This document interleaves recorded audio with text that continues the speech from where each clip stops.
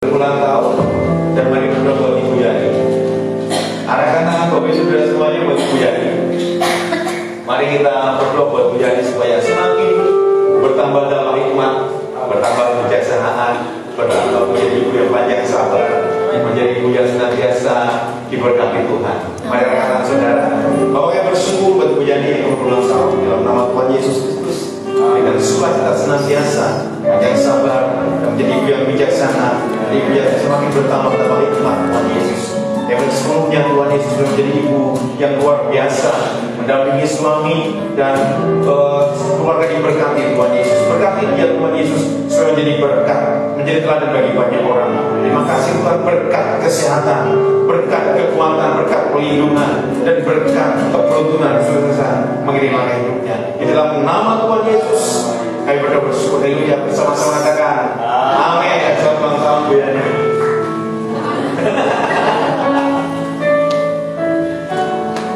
Mari membuka kitab kita dalam Matius 7 ayat 15 sampai ayat yang ke-23.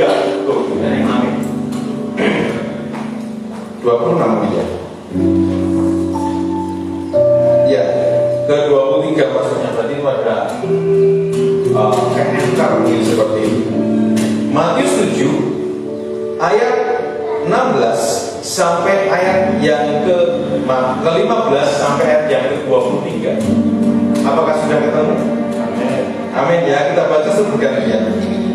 Judul berikutnya adalah hal pengajaran yang sesat.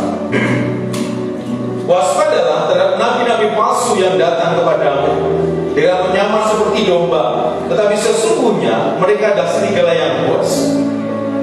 Saudara,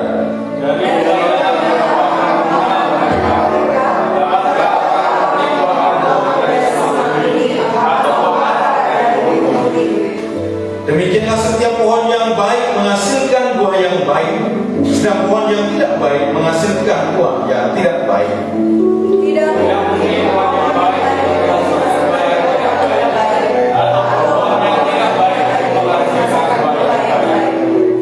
Dan setiap pohon yang tidak menghasilkan buah yang baik pasti ditebang dan dibuang ke dalam api.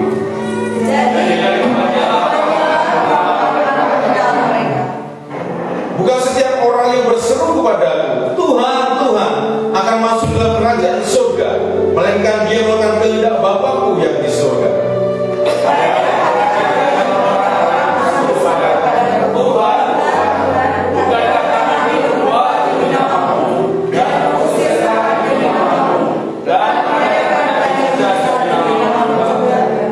Pada waktu itulah aku akan berterus terang kepada mereka yang berkata, aku tidak pernah mengenal kamu, hanyalah daripada kamu sekalian pembuat kejahatan. Amin.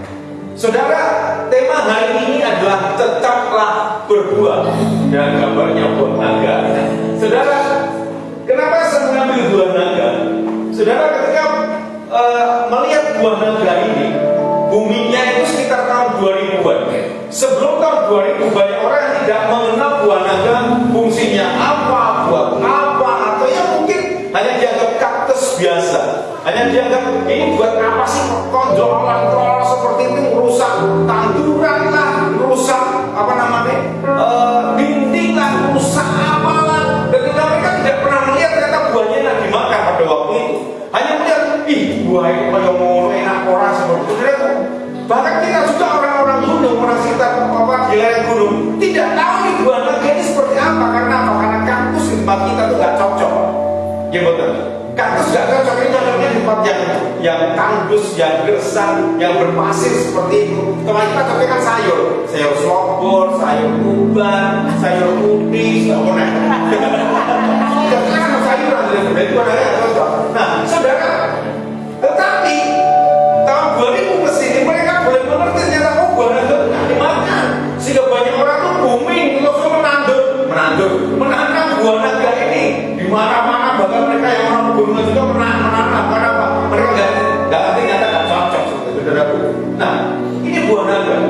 Banyak orang itu ngerti pada waktu itu apa? Kaktus biasa yang mungkin hanya rusak tanaman, rusak rumah, rusak apalah seperti itu. Nah, saya perhatikan hari ini. Saya memberikan tema tetaplah berbuah. Karena apa? Kalau temanya dalam LAI adalah tentang pengajaran sesat. Tapi saya mau ngambil di dua ayat ini. Dari buahnya lah kamu akan mengenal mereka. Perhatian itu. Dari buahnya lah kamu akan mengenal mereka. Dulu orang bilang buah naga hanya kaktus biasa. Kaktus biasa nggak bisa dibuat apa-apa. Tapi sekarang kita melihat, oh ada buah naga. Dari apa? Dari apa saudara? Dari buahnya. Oh ada buahnya seperti itu. Kalau hanya kaktus biasa banyak sekali kaktus yang mirip buah naga. Tapi ketika ada buahnya yang merah, ada yang putih, kita berkata, oh itu buah naga. Ya betul. Orang berkata di samping gereja, namanya Pak Tugi, oh itu buah jambu.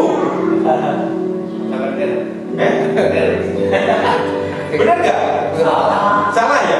Apa gue? Durian. Oh bukan. Karena apa? Kalau itu buah bukan? Karena buahnya bukan seperti itu. Nah sebenarnya berarti itu dari buahnya lah kau akan mengenal mereka. Dapatkah orang memetik buah anggur dari semak duri atau buah ara dari berduri? Gak mungkin. Buah anggur itu metiknya di dalam pohon semak duri atau mungkin dalam umban, gak mungkin kecuali umbannya kayak anggur. Gak mungkin ketika kita pengen buah ceri itu berada di dalam alpukat, kecuali di dalam kue ulang tahun. Karena cerinya gue dulu yang itu seperti itu. Saudaraku, gak mungkin orang yang mengambil buah ara di dalam semak belukar. Karena apa? Karena dari buahnya lah kamu mengenal mereka. Yes. Demikian setiap pohon yang baik menghasilkan buah yang baik, sedang pohon yang tidak baik menghasilkan buah yang tidak baik. Lalu bagaimana kita bisa mengerti dan mengenal dari buahnya? Kita mengenal itu, mengenal tentang pengajaran, mengenal tentang banyak hal seperti karena apa? Dari hasil sebuah pengajaran, dari hasil dari sebuah apa yang kita kerjakan seperti itu, kita akan tahu, oh ini pengajarannya benar, oh ini seperti ini. Nah, saudara, mari perhatikan hal ini. Yang paling penting ketika seseorang tahu tentang buahnya, tentang hasil endingnya adalah akar yang kuat. Katakan akar yang kuat. Akar yang kuat. Kenapa? Karena akar yang kuat itu punya pengaruh dan dampak yang kuat juga dalam sebuah pertumbuhan. Dalam gereja kita biasa sudah tidak berakar kuat, sudah tidak akan bertumbuh keramai atau mungkin stagnan seperti ini. Tetapi ketika kau menancapkan benar-benar akarmu kuat pada fondasi Kristus dalam hidup, ingat baik-baik, saudara akan berdampak kuat juga kepada samping kanan kiri saudara. Saya begini gambar oleh salah satu pendeta di pondok ini. Ini buah apa? Saudara punya alpukat ya? Butuh gak? Jambu ya? Jambu apa? Jambu urut. Jambu urut. Saudara, kita tetap berbuah. Tapi di mana?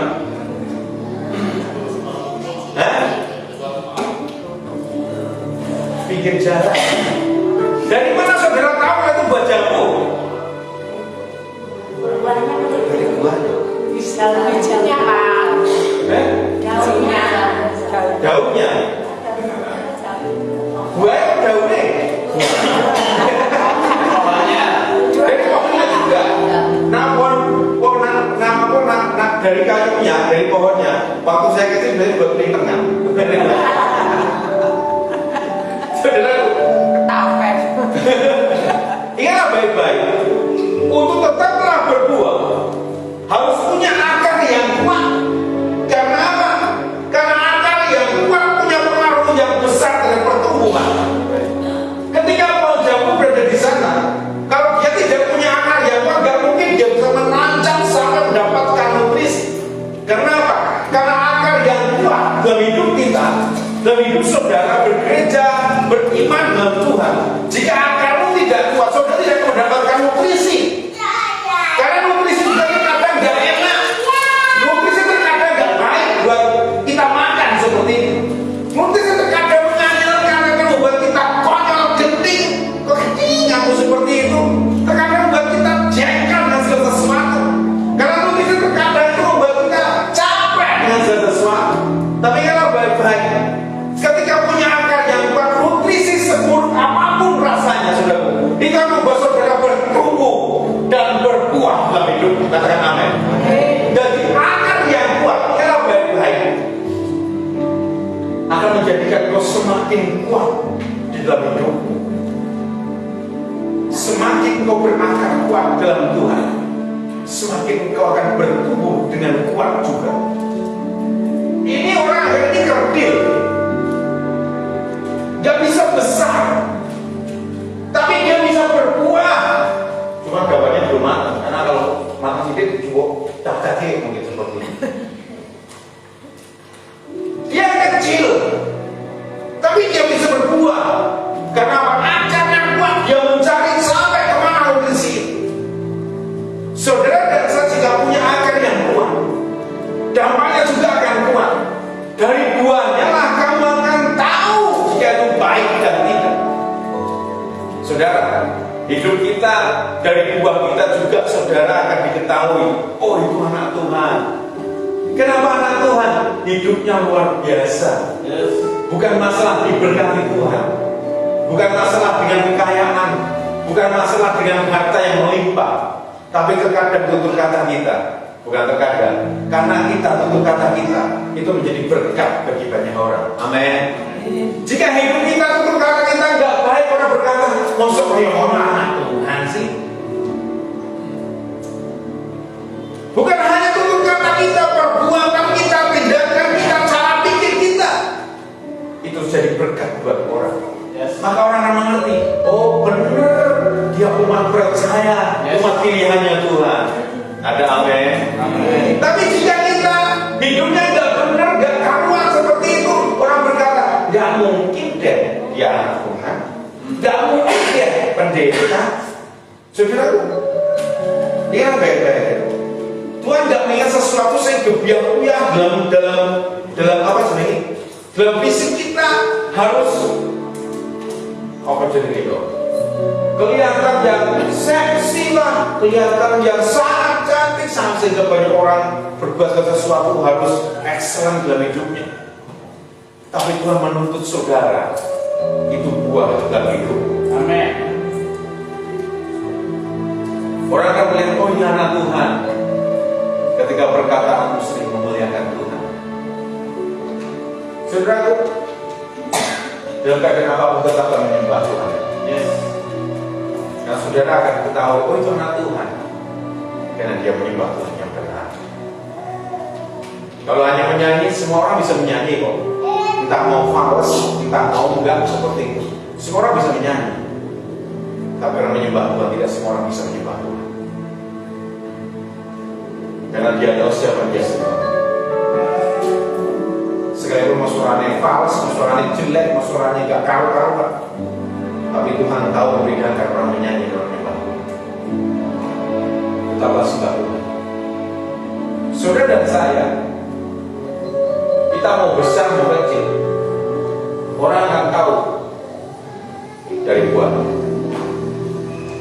Orang akan tahu ini buah jambu, karena apa? Jambu tadi seperti ini, buahnya seperti itu, godongnya seperti itu. Karena apa? Karena terlihat dari buahnya. Orang akan tahu jika pohonnya berduri-duri besar, mampunya senyap seperti itu, orang berkata, oh itu durian. Gak mungkin ketika dia senyap ambunnya terus ada duri-durinya seperti itu, dia berkata, oh itu jambu. Atau mungkin, oh itu aku gak mungkin. Karena apa? Itu durian. Begitu juga hidup kita. Kita mengajarkan tentang pengajaran sesat. Dia seperti domba, tetapi dia adalah serigala yang buas. Bagaimana kita bisa menguji sebuah kebenaran? Dari buahnya lah kamu akan tahu. Saudara, mari belajar hari ini. Hiduplah dalam kebenaran. Amin. Harus punya akar yang kuat dalam Tuhan. Ketika kau punya akar yang kuat, mari perhatikan jambu di pinggir jalan ketika dia kecil, ketika mau dia bertumbuh, bagaimana dia harus mengalami. Ya, kalau pinggir jalan kan tahu banyak sepeda motor, sepeda ontel, mobil, truk, mungkin kalau pinggir jalan raya bis seperti itu. Bagaimana ada angin, bagaimana ada polusi, tapi dia tetap bisa akar yang kuat, daun yang punya fotosintesis yang sempurna, sehingga dia menghasilkan buah yang bagus juga. Kalau kita nggak tahan uji dengan sesuatu, ketika ada angin dari mobil, dari motor, dari kendaraan umum seperti itu, mungkin dia akan mati lagi karena apa? Gak mendapatkan nutrisi yang lain. Dalam keadaan apapun juga yang baik-baik, tetaplah punya akar yang kuat. Amin. Terkadang kita menghadapi tantangan dan badai. Tantangan boleh ada, badai boleh ada, tapi ketika punya akar yang kuat dalam Tuhan Yesus, kau mampu menghadapi badai, kau mampu menghadapi tantangan itu dan tetap berbuah dalam hidup. Kalau talenta, ada talenta 5, ada talenta 2, ada talenta 1. Tuhan tidak menuntut kelipatannya, tapi Tuhan menuntut paling penting kau berbuah, kau mengusahakan. Enggak penting berapa banyak dihasilkan, tapi bagaimana sudah berbuat maksimal dalam hidup. Saudara, tetaplah berbuah dalam keadaan apa. Sekalipun ada tantangan dan badai, pohon jambu ini setiap hari dia mengalami badai, dari kendaraannya lelah. Setiap hari dia mengalami mungkin fotosintesisnya nggak tepat, dengan terhalang orang jalan, terhalang dengan mobil pakai, tapi dia tetap berbuah karena punya akar yang kuat. Nah, ini ada video.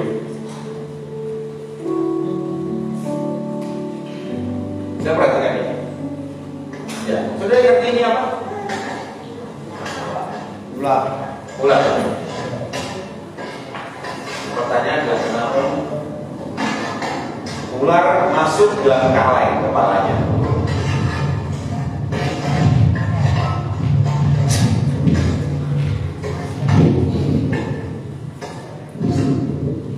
Tidak ada yang mendekat ular itu. Ketika banyak bervideo, dia betul. Pertanyaan adalah why? Kenapa? Bervideo tak orang lain beri ular.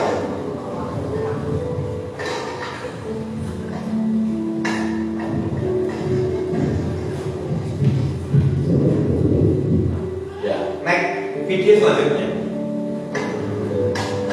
Video selanjutnya kok ini video mana? Yang saudara, pohonnya. Lihat ke bawah dalam ini sumur bawah itu, sumur diamond. Ya ada kucing di bawah. Ketika kucing masuk ke dalam kubangan itu, monyet berusaha menolong. Perhatikan ini monyet yang pertama.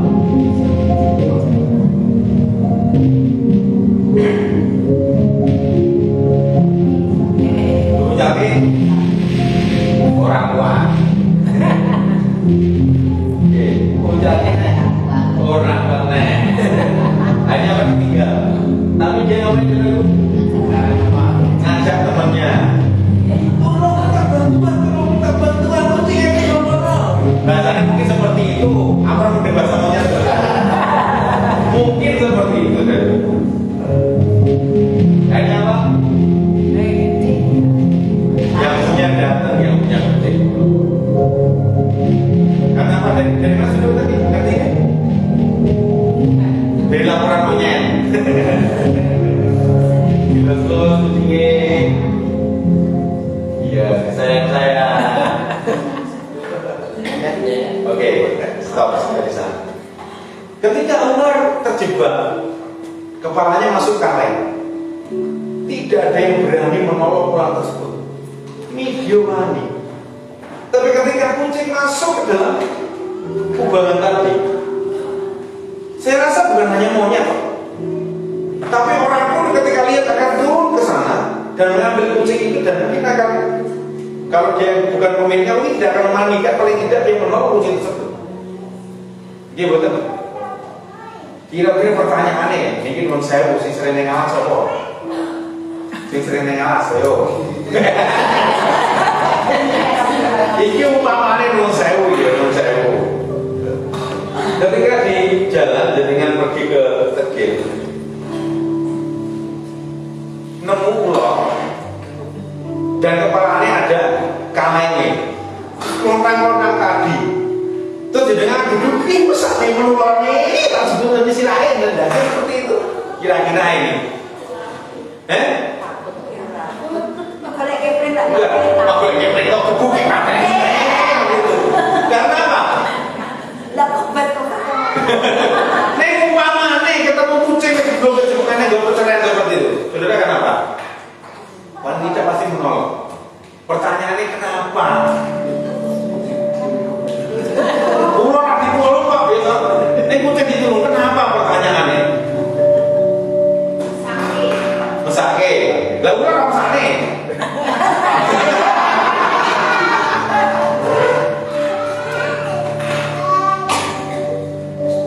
Jawabannya adalah dari buah yang kamu akan tahu. Ular biasanya berbisa, karena ular ketika akan ditolong dia akan mematuk orang yang akan menolong. Dia akan membunuh orang yang menolongnya. Biasanya seperti itu.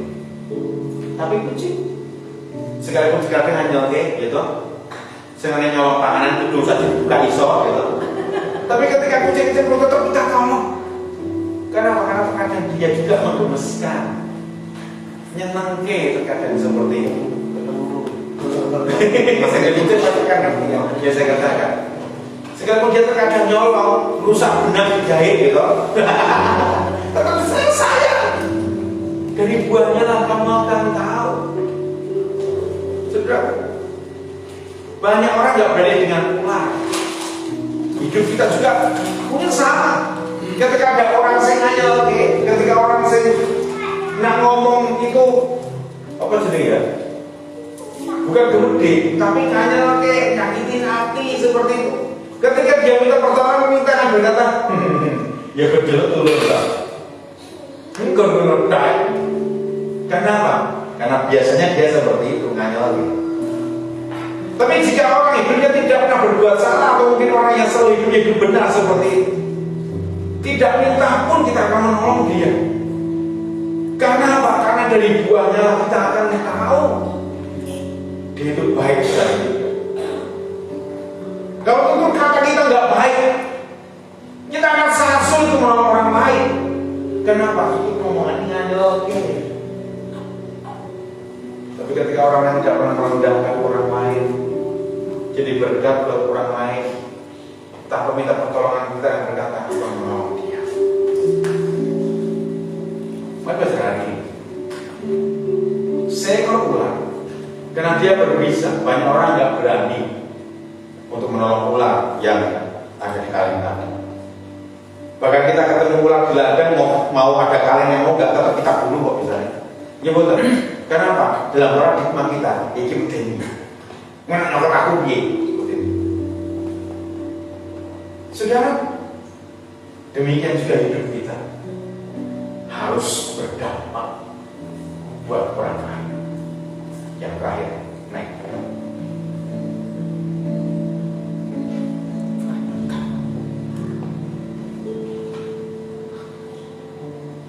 Kembali ke buah naga.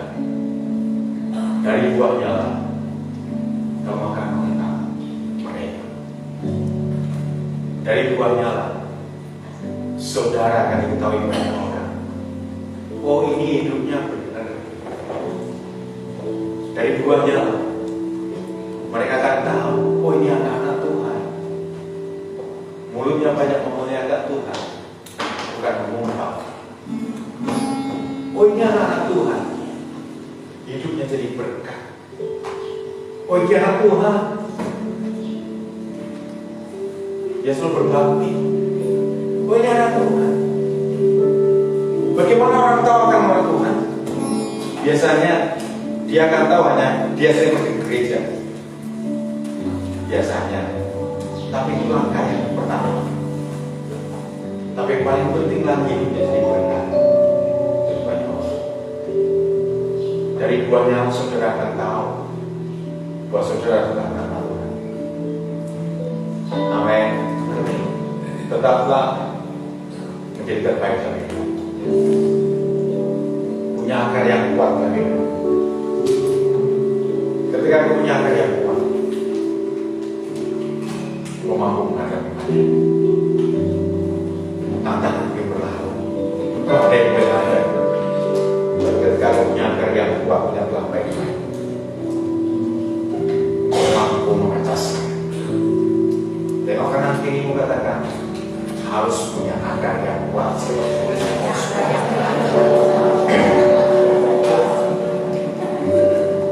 Wow.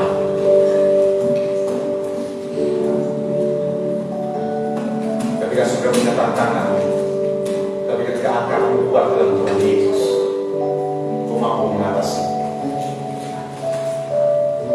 Ketika aku punya halangan yang besar dalam hidup, hambatan yang besar dalam hidup, ingatlah baik-baik.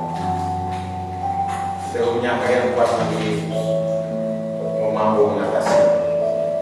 Aku bukan hanya menghindar, tapi mampu mengatasi. Sudah, mari belajar hari ini. Betapa berdoa. Karena dari buatnya, kamu akan diketahui oleh banyak orang. Kau kamu adalah. Ayo. Engkau ajaib bagiku.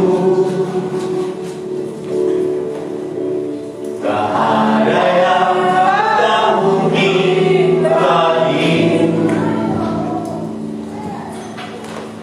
Kau yang telah berfirman dan semuanya jadi.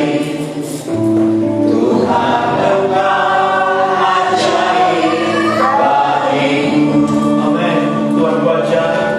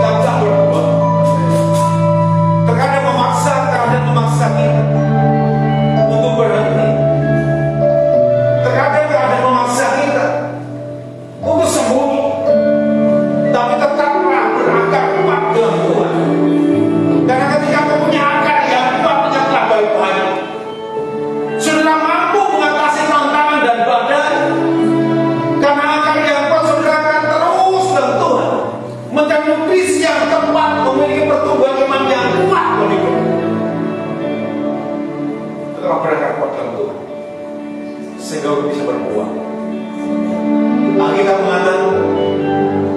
buahnya kamu akan tahu. Dari buahnya mereka akan tahu kita anak Tuhan. Ketika kita berangkat kepada berbuah, sakit berat, tapi kau mampu mengatasinya. Amin. Karena Yesus mampu menyembuhkan setiap sakit. Tantangan boleh ada, bahkan badai boleh ada, tapi ketika kamu berangkat kamu tetap berbuah dalam Tuhan. Mampu mengatasi keadaan itu, bukan hanya melewatinya, bukan hanya menghindari, tapi kamu mampu mengatasi tantangan itu. Tetaplah berbuah. Karena Yesus akan sembuhkan sakit. Yesus akan pulihkan hidup. Yesus memberikan kekuatan kepadamu. Mari sembah Yesus dan terima kekuatan.